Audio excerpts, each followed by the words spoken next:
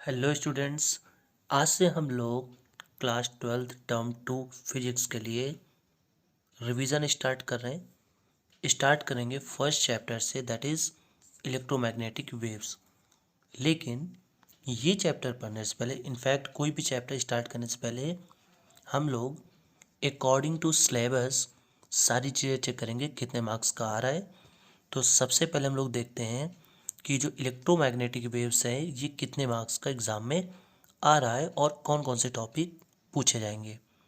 तो देखिए ये यहाँ पे सीबीएसई के थ्रू जो दिया गया सिलेबस है वो है, और इसमें इलेक्ट्रोमैग्नेटिक वेव्स केवल 2 मार्क्स का पूछा जाएगा।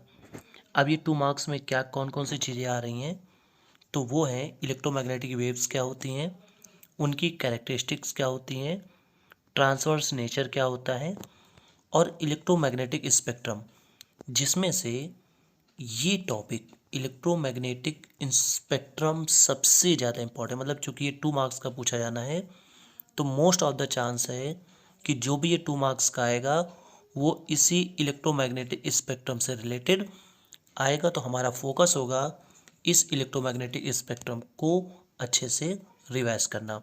सो स्टार्ट करते हैं अपना ये first chapter, that is electromagnetic waves. तो देखिए यहाँ पे इलेक्ट्रोमैग्नेटिक वेव्स जो है उसका जो मेन फंडामेंटल कह सकते हैं या फाउंडेशन है वो मैक्सवेल ने रखा था अपनी बेसिक इक्वेशंस के साथ में। टोटल इनकी 4 इक्वेशंस हैं, ये भी आपको याद रखना है। ठीक है, ये टोटल 4 इक्वेशंस है मैक्सवेल की।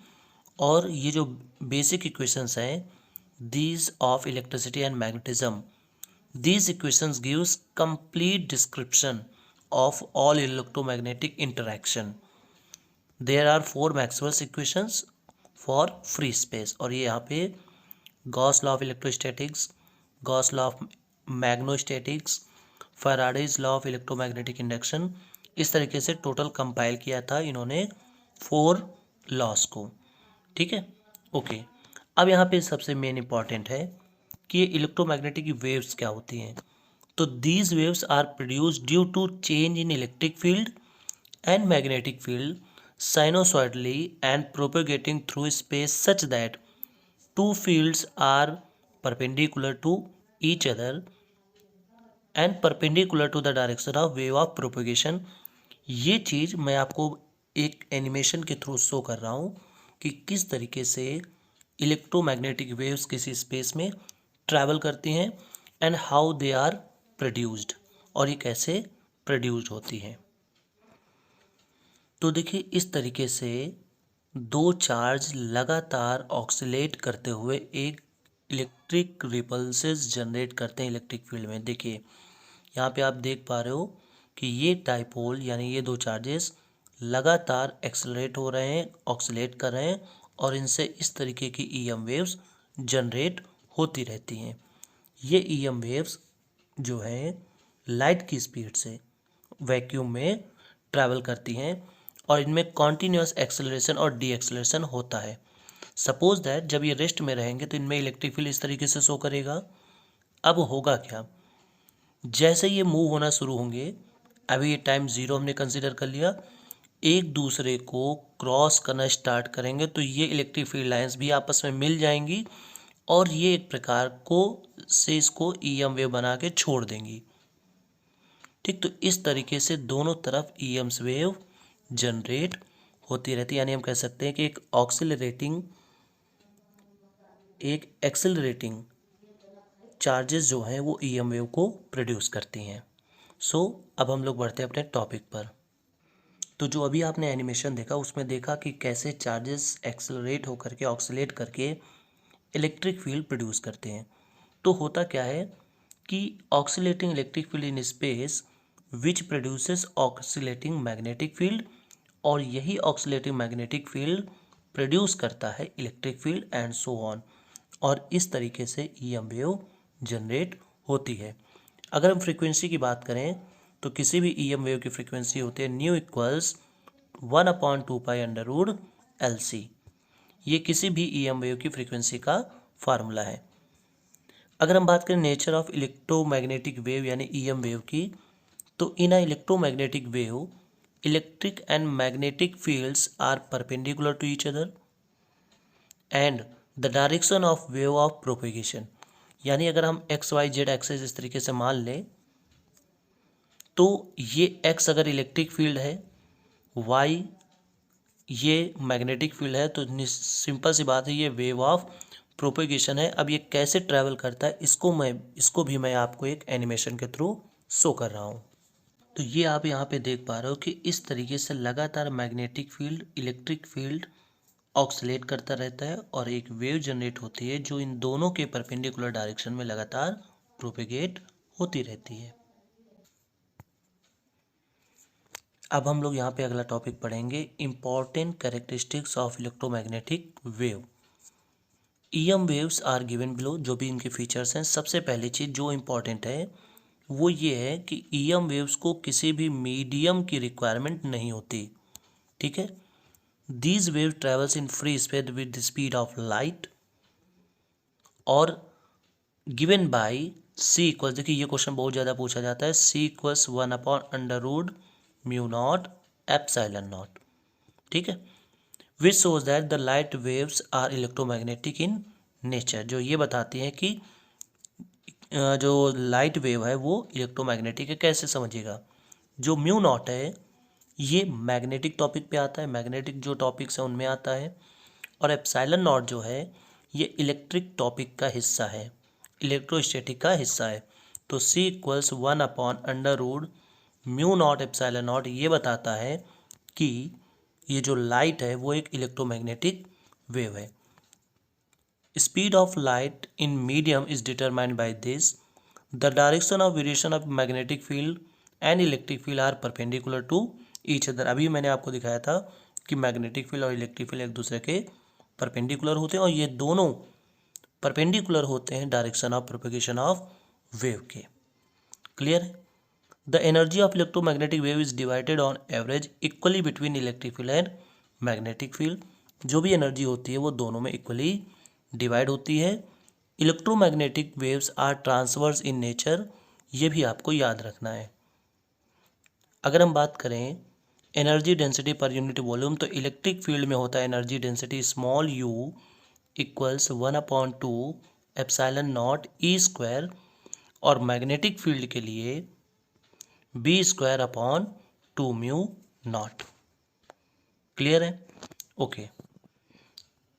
अब यहाँ पे और भी कुछ पॉइंट्स देख लेते हैं। हाँ, ये इम्पॉर्टेंट पॉइंट है, ये वाला और ये वाला।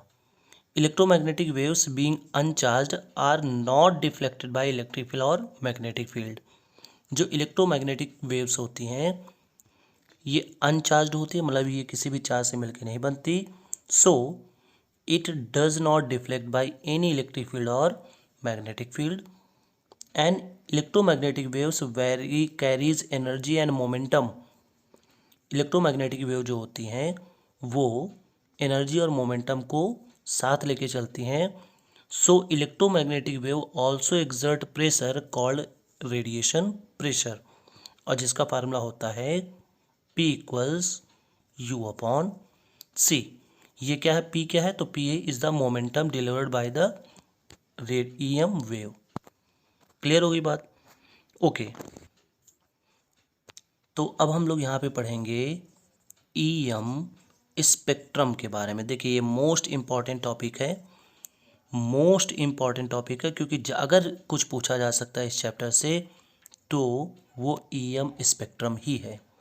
देखिए EM स्पेक्ट्रम बेसिकली होता क्या है, तो it is the collection of all EM waves according to their wavelength और फ्रीक्वेंसी। मतलब उनकी फ्रीक्वेंसी और वेवलेंथ के हिसाब से EM वेव्स का कलेक्शन ही होता है EM वेव या EM स्पेक्ट्रम, इलेक्ट्रोमैग्नेटिक स्पेक्ट्रम। अब देखिए इसमें सबसे पहला नंबर हम मान लेते हैं रेडियो वेव। इसकी वेवलेंथ क्या होती है, तो 0.1 मीटर से यानी 10 सेंटीमीटर से भी ज़्यादा होती है।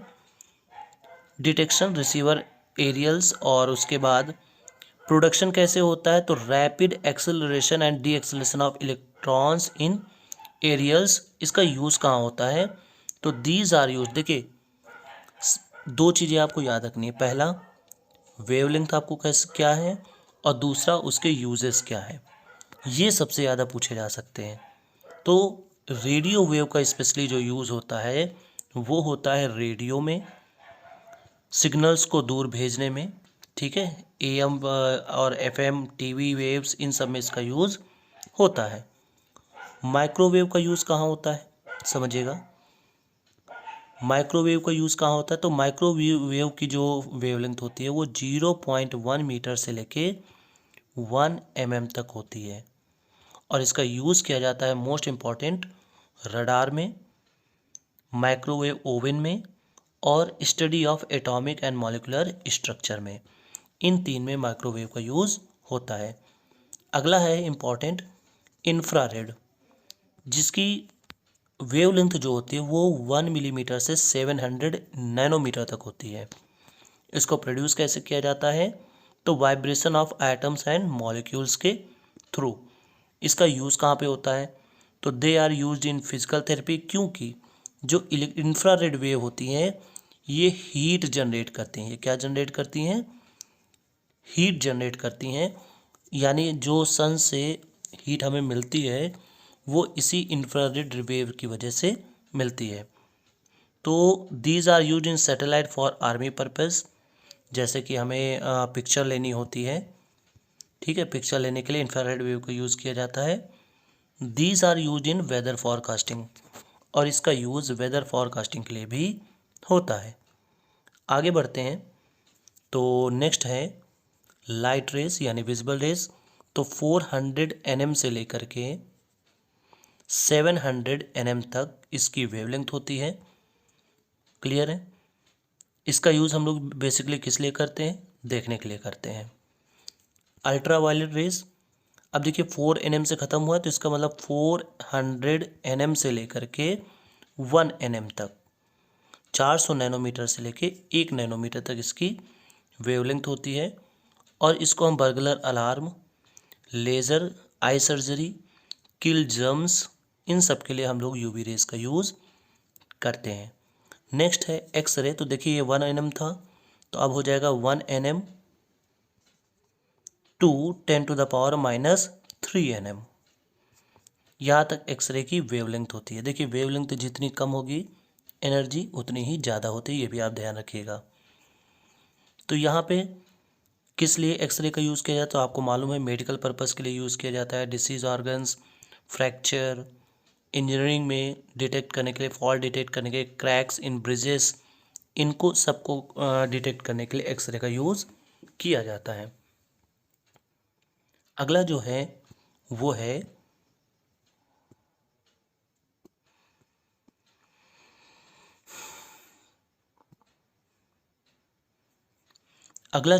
है गामा रेस। गामा रेस की जो वेवलेंथ होती है वो 10⁻³ nm से भी कम होती है, इससे भी ज़्यादा कम होती है। इसका यूज़ कहाँ किया जाता है, to produce nuclear reaction. Nuclear reaction में गामा रेस का यूज़ किया जाता है। उसके बाद फूड इंडस्ट्री में to kill pathogenic or microorganism, इसके लिए भी गामा रेस का यूज़ किया जाता है। सो इस चैप्टर में हमें इतना ही याद करना है, स्पेशली ये जो टॉपिक है इसको आपको अच्छे से तैयार कर लेना है। अब नेक्स्ट वीडियो जो है वो रे ऑप्टिक्स से होगा, और आपको बता दें टर्म 2 में रे ऑप्टिक्स और वेव ऑप्टिक्स से ही सबसे ज़्यादा पूछा जाएगा। सो मिलते हैं नेक्स्ट वीडियो में।